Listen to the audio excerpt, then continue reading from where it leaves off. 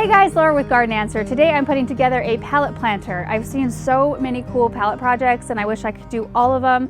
I've done a couple of vertical pallet planters in the past, but we never did a video on it. So I got a hold of this really cute little mini pallet the other day, and I thought it would be really awesome to put like little garden vegetables in it. So I think I'm going to plant this one up with lettuce, and I thought I would show you all how I do it. So the first thing I'm going to do is flip it over, and I'm going to attach the mounting brackets so it'll be easy to hang. I would suggest that you get all your mounting brackets attached to your pallet and then the screws attached to the wall where you're going to hang it. That's actually where I'm going to go next before you fill it all up with soil and plants, because it makes the process a whole lot easier in the end. Okay, so most pallets are not like completely square, so it's a little bit hard to get it level. So I'm just going to kind of eyeball this thing and make little marks on the wall where I'm going to put my screws.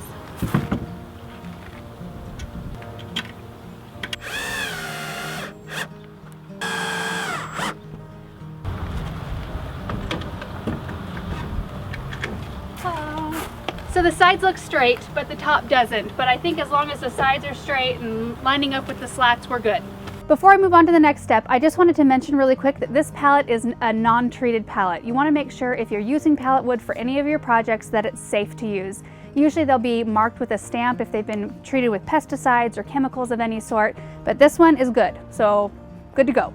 The next step is to line the back, and I'm going to do that using a piece of really thick plastic. This is actually a piece of pond liner. This is to protect the wall where we're going to be hanging it so that no water seeps through and ruins it. And I'm just going to attach it using a staple gun. I'm going to trim up the edges as I go with an X-Acto knife.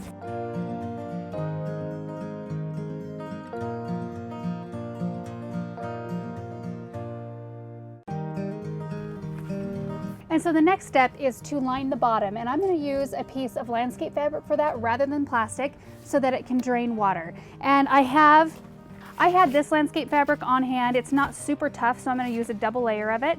If you have the really good stuff on hand, you'll probably only need one layer, but I'm going to staple that to the bottom edge of this pallet planter.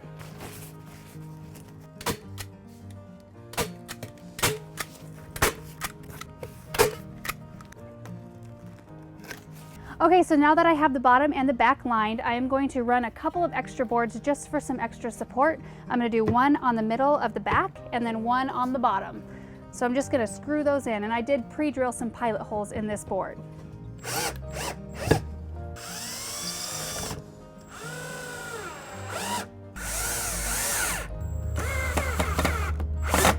So we're done with all the construction on the pallet. So now I get to flip it over and fill it with soil.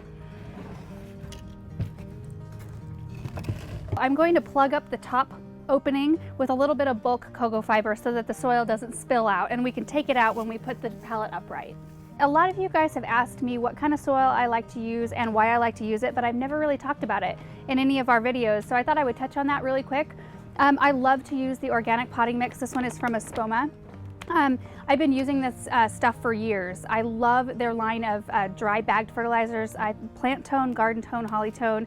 They're the ones I use in my yard. I have really, really tough soil to work with. It's really heavy clay. It used to be swamp lands years ago. So I used to be able to dig a hole about this big and it would turn into like gray, clay, anaerobic, yucky smelling soil.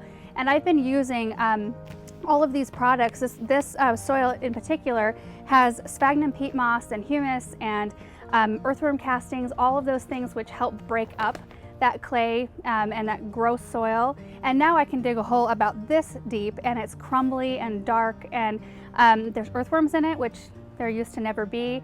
And another thing that I really like that it has is mycorrhizae, which you may have heard that term before, but mycorrhizae are fungi that are growing in the soil, and they have a really good symbiotic relationship with plants. They actually enable plants to take up moisture and nutrients better. So if they're stressed at all, like in a drought situation or that kind of deal, it's really beneficial to have those in the soil. And I think, yeah, this one has 11 different mycorrhizae in it. So if I can add those in when I'm adding in potting soil or potting mix or doing my planting, I'll do it. So anyway, just thought I would touch on that really quick. I'm just going to fill all these slots up with soil and pack it in really tight.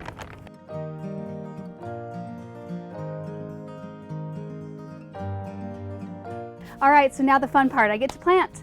I pulled this flat of lettuce yesterday. It's so beautiful. And these are perfect for this pallet because they're in 4-packs, so they're the perfect size root ball. They're already rooted fairly decently, but they're still small because you may have noticed that the openings in between these slats is pretty tiny.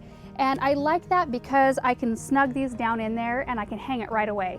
If the openings are wider, which is how I've planted them in the past, you need to lay it flat for a week or two and let the plants root in, and even longer if you're going to direct seed. I did that once.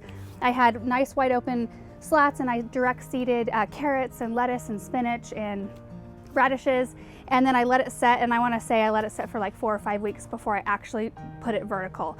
So it'll vary depending on what you use, but these will be perfect. So I'm just going to work on planting them in between the slats.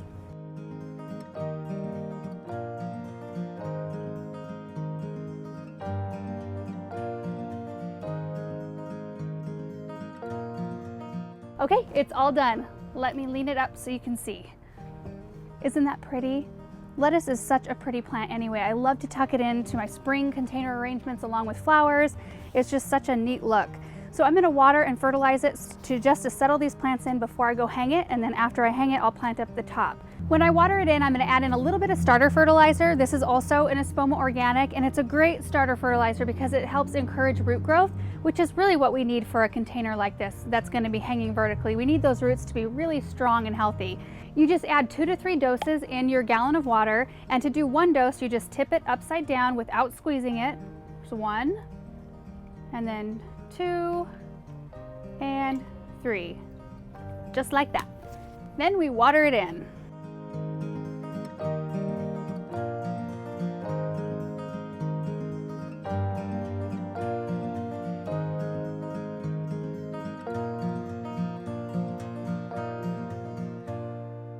Here it is on the wall where it is going to live. I think it turned out really cute, especially with the violas up top. These are viola penny peach jump ups. And I couldn't resist. I had to put something really flowery and pretty in there. I will use that starter fertilizer on the vegetables and the flowers every couple weeks, and then eventually I'll switch over to the grow formula when they get a little bit more established. And also this, I got it kind of wet and messy when I watered it, so as soon as it dries off, I'll be able to kind of clean it up and it'll look just absolutely beautiful. So we will give you updates as the season progresses and kind of show you maybe every couple weeks what it's looking like. So we will see you guys in the next video. Bye.